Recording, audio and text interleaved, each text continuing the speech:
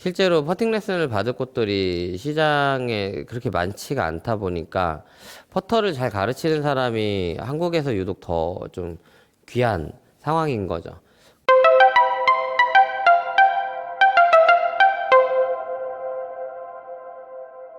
퍼팅 스트로크에 대해서 좀 배울 건데, 일단 그 현장에 나가면 뭐 드라이버도 한타고 퍼터도 한타예요.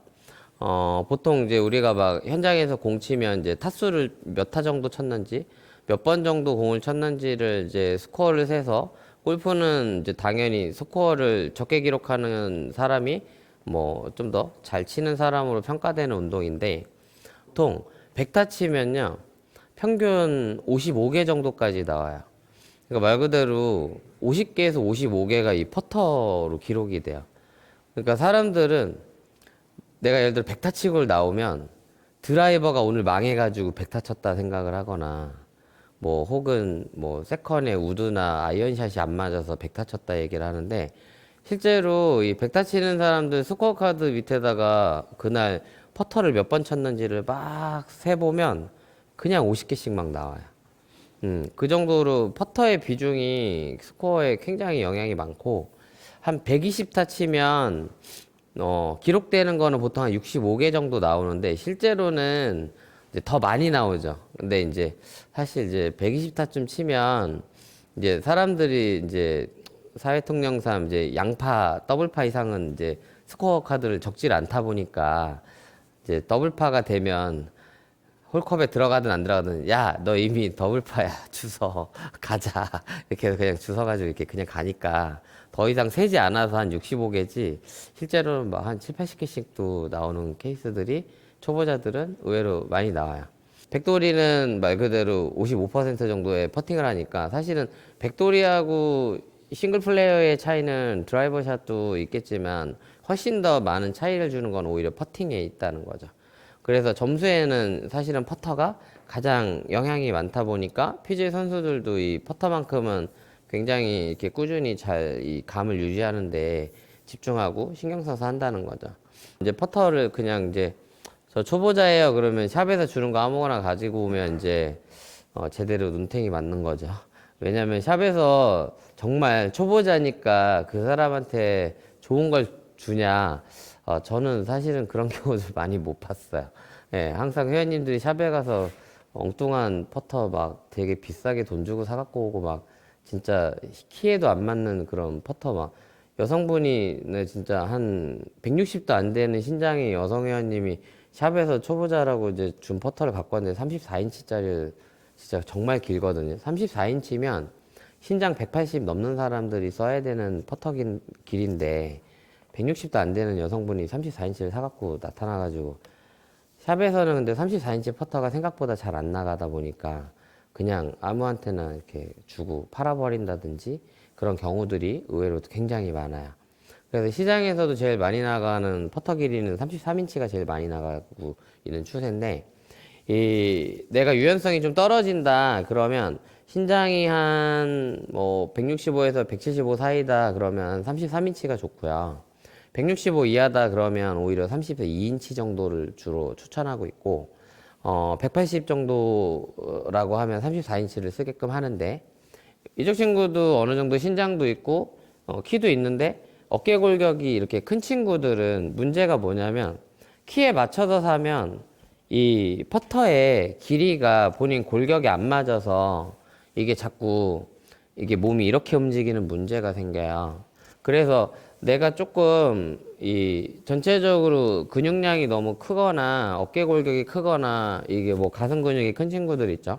그런 친구들의 경우는 퍼터가 너무 길어지면 이 길이에 맞춰서 끝에 잡고 셋업하면 자꾸 서서 이런 형태의 스트로크를 하기 때문에 이게 올바르게 공을 보내기가 어려워지겠죠. 그래서 내가 좀 유연성이 떨어지거나 골격이 너무 크다 이런 사람들은 제가 얘기한 추천한 길이에서 오히려 한 1인치 정도를 더 짧게 쓰면 좀 더 수월해요. 쉽게 말하면 서서 이 정도에서 스트로크 할 때보다는 많이 숙여서 보면 이 손이 이렇게 반듯하게 좀 빠져나가고 몸을 회전하는 부분들이 조금 더 유리하기 때문에, 우리가 가급적이면 조금 더 숙여가지고 스트로크 하는 방식으로 가야 되다 보니까 내가 유연성이 좀 부족하다라고 하는 사람들 혹은 또 뭐 체격이 많이 크거나 이런 사람들은 좀 많이 숙여서 하는 쪽이 유리하다. 그래서 퍼터 길이는 좀 그렇게 초이스하고 그립의 경우도 이렇게 몽둥이처럼 되게 두꺼운 것도 있고 얇은 것도 있는데 기본적으로 이렇게 스탁으로 나오는 퍼터의 그 얇은 그립들 위주로 쓰는 게 좀 좋다고 저는 추천하고 있고요. 가끔 뭐 슈퍼스트로크나 이런 브랜드 그립들 보면 굉장히 두꺼운 것들이 있거든요. 이렇게 막 몽둥이 같은 그런 두께의 그립들은 내가 정말 손목이 너무 흔들려가지고 문제가 되지 않는 한은 보통 저는 추천을 안 하는 이유가 이게 너무 두꺼워서 이게 손에서 내가 제대로 된 터치감을 못 느끼기 때문에 어느 정도 쳐야지 5m가 가고 10m가 갈지에 대한 감이 없다는 분들이 너무 많아요. 그래서 거리감이 좀 이제 떨어지는 문제가 있으니까 그립은 가급적이면 너무 두꺼운 것들보다는 본인 손에 맞는 정도의 슬림한 그립을 쓰시면 조금 더 좋을 것 같아요. 또 구매할 때 그 크게 밸런스적인 이슈가 있는데 퍼터를 이렇게 밸런스 포인트에다가 올려놔 보면 이 퍼터는 어떻게 돼 있죠? 이 퍼터 끝, 이 부분 토우라고 하고 이쪽이 힐인데 이 샤프트가 있는 부분을 기준으로 토우 쪽이 이렇게 아래로 처지는 이런 밸런스들이 있어요. 그래서 이렇게 돼 있는 걸 뭐 토행 퍼터라고 하죠. 한마디로 이 토우 쪽이 더 무게 중심이 돼서 무게가 더 무겁고 이쪽이 그래서 이게 처져서 이게 밑으로 이렇게 내려 있는 건데 이런 이제 샤프트가 얘처럼 꺾여 있는 이런 것들을 거의 목처럼 꺾여 있다 해서 이제 구스넥 퍼터라고 하는데 이런 일자 퍼터, 블레이드 퍼터들은 대부분 이런 이제 토우가 처져 있는 밸런스를 보통 갖고 있어요. 뭐 타이거 우즈도 그렇고 전통적으로 메이저 선수들이 이제 이런 디자인을 가장 많이 선호하고 많이 썼었는데 얘는 이제 토우가 이렇게 처져 있는 디자인이고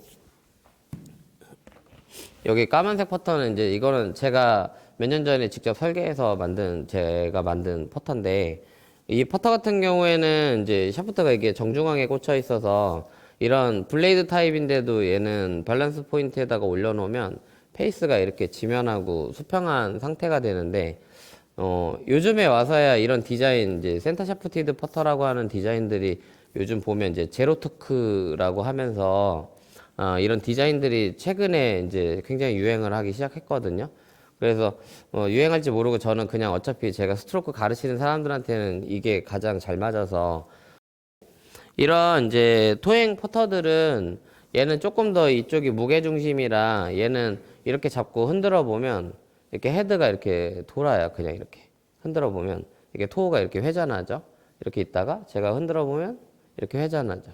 한마디로 이 무게중심을 따라서 클럽 헤드가 이렇게 회전하면서 쳐져야 되는 퍼터예요. 그래서 이런 그 블레이드 타입의 토행 퍼터는 이 헤드를 약간 이렇게 돌리면 공이 왼쪽으로 갈 것 같은데 오히려 왼쪽으로 안 가요. 이렇게 돌려줘야지 오히려 똑바로 가는데 그 타쿠로 치면 이렇게 드라이브 걸 때 있죠. 이렇게 스매시 할 때. 예, 그 라켓 가지고 이렇게 걸면 그 타코공에다가 탑스핀을 걸잖아요. 한마디로 이 퍼터의 페이스로 공에다가 약간 이런 느낌으로 헤드를 이렇게 클로즈 하면서 탑스핀을 걸어주는 이제 그런 형태의 컨택을 주기 위해서 디자인이 설계되어 있는 거야. PGA 선수들이 이런 걸 많이 쓴 이유는 한 20m 안팎으로 좀 더 긴 롱퍼팅을 할 때 이 토행 퍼터를 가지고 약간 탑스핀을 걸면 이 롱퍼팅에 대한 그 거리를 좀 도와주는 부분이 있어요. 그래서 롤 거리가 약간 증가해요. 굴러가는 거리들. 그러니까 그런 측면에서는 롱퍼팅에 좀 유리한 부분이 있어서 전통적으로 이 디자인을 상당히 많이 썼어요.